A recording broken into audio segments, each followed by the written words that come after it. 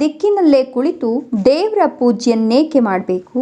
ಈ ದಿಕ್ಕಿಗೆ ಕುಳಿತು ಪೂಜೆ ಮಾಡಿದ್ರೆ ಈ ಶಕ್ತಿ ಹರಡುತ್ತೆ.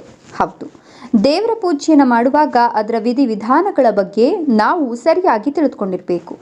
ದೇವರ ಪೂಜೆಯನ್ನ ನಿಯಮಾನುಸಾರ ಮಾಡೋದು ಪೂಜೆಯ ಫಲವನ್ನು ಪಡೆದುಕೊಳ್ಳಲು ಸಹಾಯ ಮಾಡುತ್ತದೆ.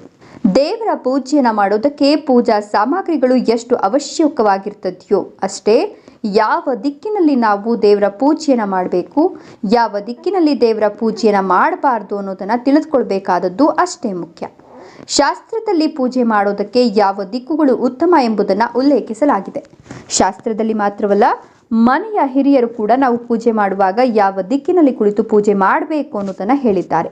ನಮ್ಮ ಹಿರಿಯರು ಹೇಳುವ ಬುದ್ಧಿ ಮಾತುಗಳು ನಮಗೆ ವಿಚಿತ್ರ ಅಥವಾ ಪುರಾಣ ಅಂತ ಅನಿಸಬಹುದು.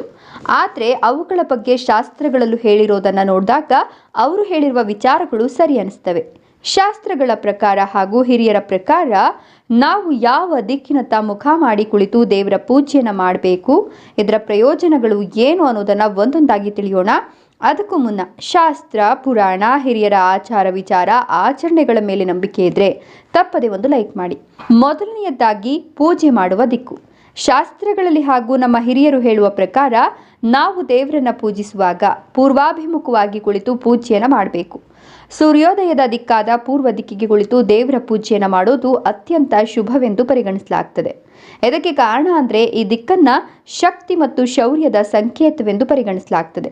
ಸೂರ್ಯೋದಯದ ದಿಕ್ಕಿಗೆ ಮುಖ ಮಾಡಿ ಮತ್ತು ನಿಮ್ಮ ಬೆನ್ನನ್ನು ಸೂರ್ಯಾಸ್ತದ ದಿಕ್ಕಿಗೆ ಅಂದರೆ ಪಶ್ಚಿಮಕ್ಕೆ ತಿರುಗಿಸಿ ಪೂಜಿಸೋದು ಉತ್ತಮ. ಧಾರ್ಮಿಕ ನಂಬಿಕೆಯ ಪ್ರಕಾರ ಜ್ಞಾನವನ್ನು ಪಡೆಯಲು ಪೂರ್ವಕ್ಕೆ ಮುಖ ಮಾಡಿ ಕುಳಿತುಕೊಳ್ಳೋದು ಒಳ್ಳೆಯದು ಅಂತ ಪರಿಗಣಿಸಲಾಗಿದೆ.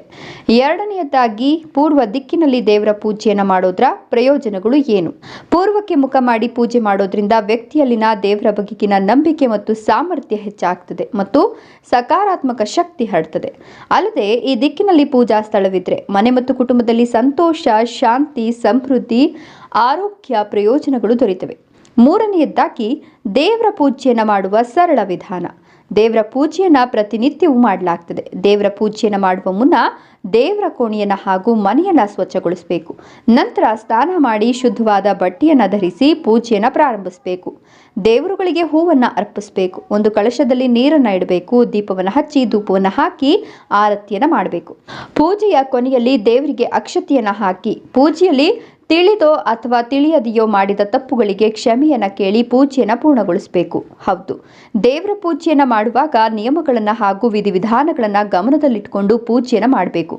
ನಿಯಮಗಳ ಪ್ರಕಾರ, ವಿಧಿವಿಧಾನಗಳ ಪ್ರಕಾರ ದೇವರ ಪೂಜೆಯನ್ನು ಮಾಡಿದಾಗ ಮಾತ್ರ ಅದರ ಫಲ ಪ್ರಾಪ್ತವಾಗ್ತದೆ. ಧನ್ಯವಾದಗಳು.